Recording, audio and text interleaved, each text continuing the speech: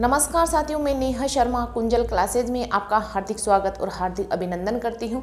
तो आज हम बात करेंगे इस क्लास में कि शिक्षा मनोविज्ञान ये हमारे रीट प्री में भी है, रीट मेंस में भी काम आएगी, सेकंड ग्रेड और फर्स्ट ग्रेड तीनों में काम आएगी।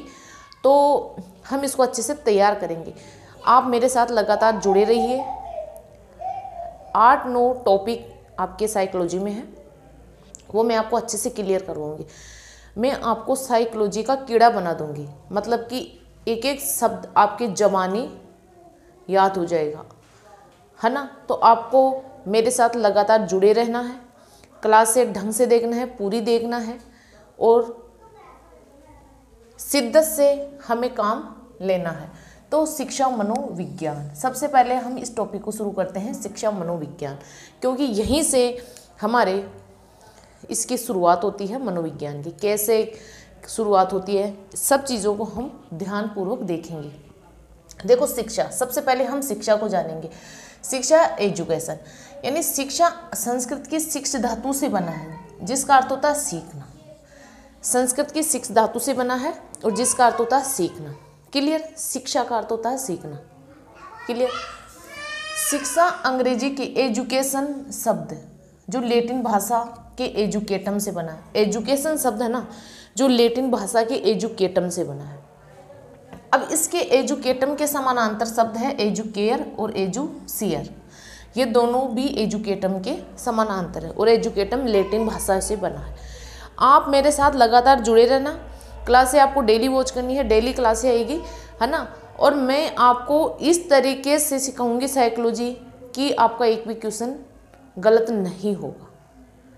और ये आपके फर्स्ट ग्रेड सेकंड ग्रेड में 20-20 नंबर की आएगी, रीट मेंस में भी 20-30 नंबर की आएगी, रीट प्री में 30 नंबर की आएगी, है ना। तो आपको इससे पूरी शिद्दत से इसको पढ़ना है। अब देखो, व्यक्ति के चहुमुखी विकास को शिक्षा कहते हैं। शिक्षा एक सतत प्रक्रिया है। शिक्षा एक, कई बार क्वेश्चन आया हुआ है, शिक्षा है सतत प्रक्रिया, असतत प्रक्रिया। तो शिक्षा सतत प्रक्रिया, सतत यानी जो लगातार चलती है, निरंतर चलती है, शिक्षा लगातार चलती है। इसमें व्यक्ति क्या होता है कि जन्म से लेकर वृद्धावस्था तक इसको सीख सकता है। इसकी कोई सीमा नहीं है।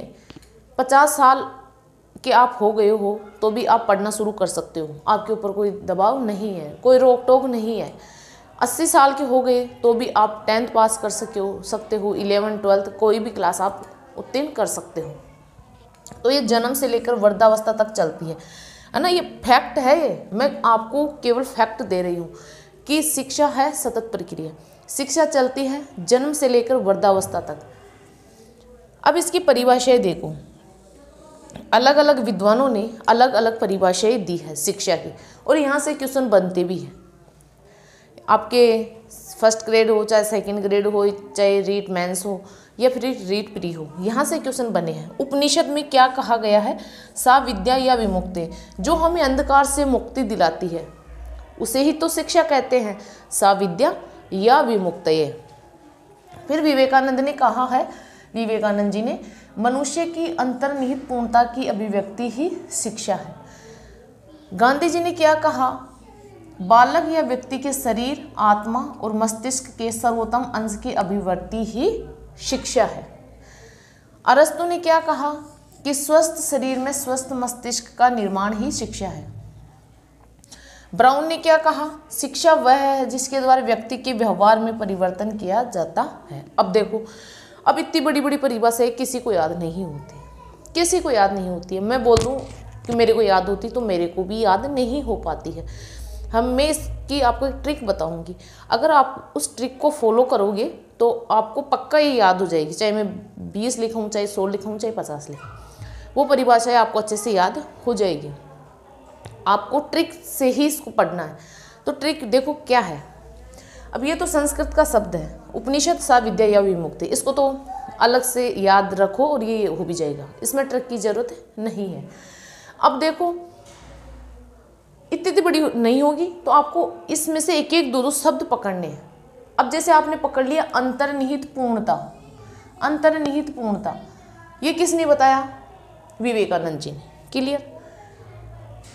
शरीर, आत्मा, मस्तिष्क, शरीर, आत्मा, मस्तिष्क, ये किसने बताया? गांधी जी ने। स्वस्थ शरीर, स्वस्थ मस्तिष्क, स्वस्थ शरीर, ये अरस्तु ने। और व्यवहार में परिवर्तन, ब्राउन। अब देखो मैं इनको याद नहीं करी लेकिन मुझे याद हो गई। अंतर्निहित पूर्णता, विवेकानंद जी। शरीर, मन, आत्मा, गांधी जी। स्वस्थ शरीर, स्वस्थ मस्तिष्क, अरस्तु। व्यवहार में परिवर्तन, ब्राउन। क्लियर सी बात है, कोई दबाव ही नहीं है। आप इस तरीके से याद करोगे तो आपको अच्छे से क्लियर हो जाएगी और कभी भूल नहीं पाओगे, है ना। तो आपको ये शब्द पकड़ने हैं। शब्द पकड़ोगे तो आप अच्छे से याद भी कर लोगे, कंफ्यूज भी नहीं होगे, और 2-3 दिन तक आप रेगुलर इनको रिवीजन करो इनका, तो आपको ये बिल्कुल स्थायी हो जाएगी। तो आप इसका स्क्रीनशॉट ले लीजिए।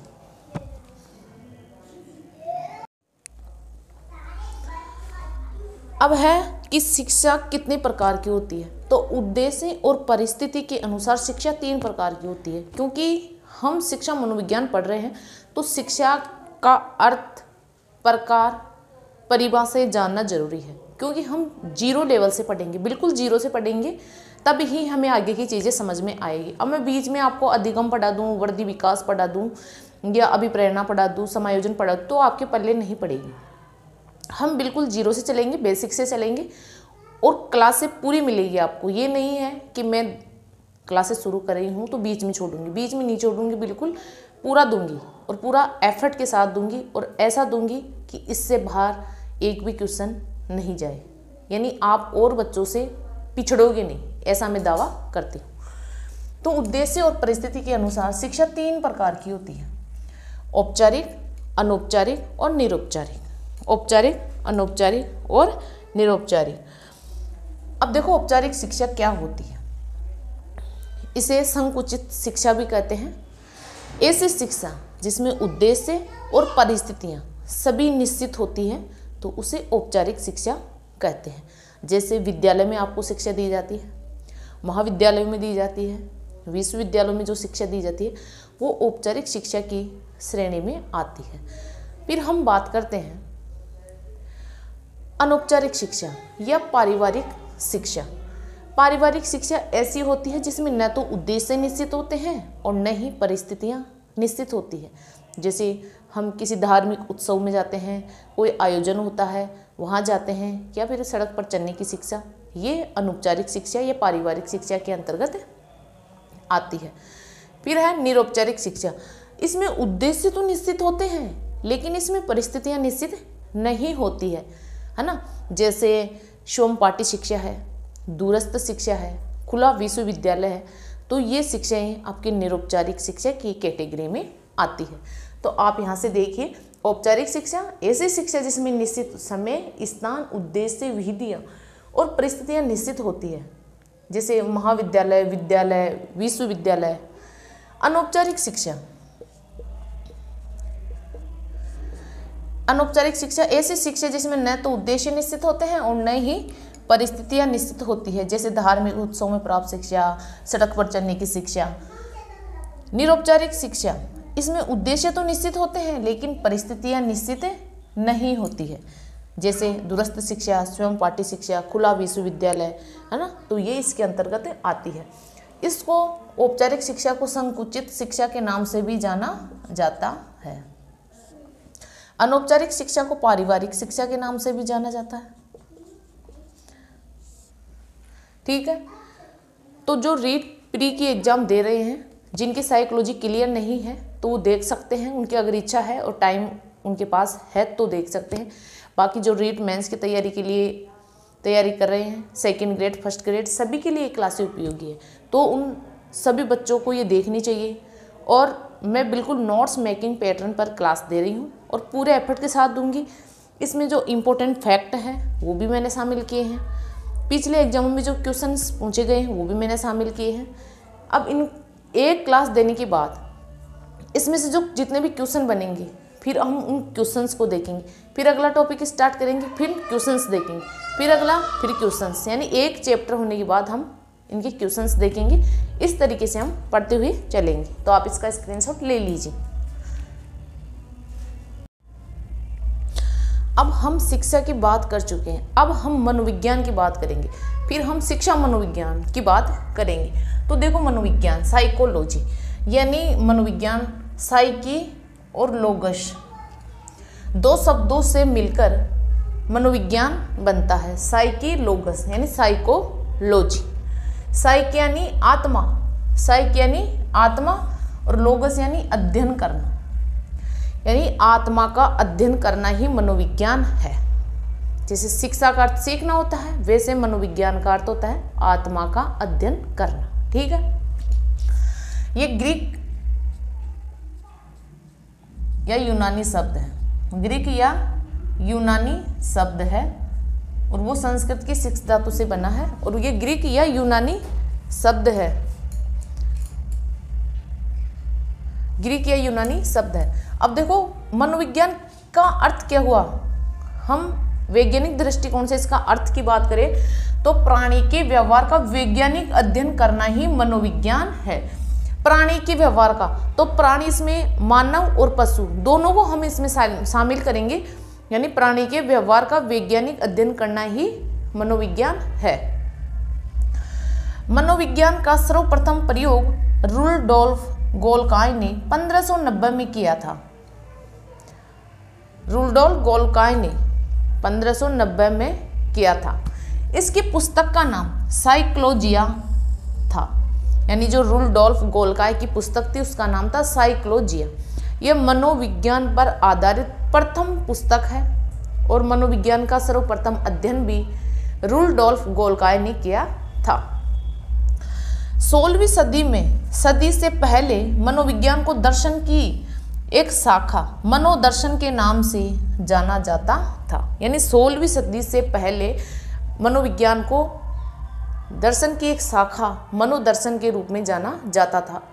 इसका शिक्षा मनोविज्ञान या मनोविज्ञान के रूप में अस्तित्व नहीं आया था।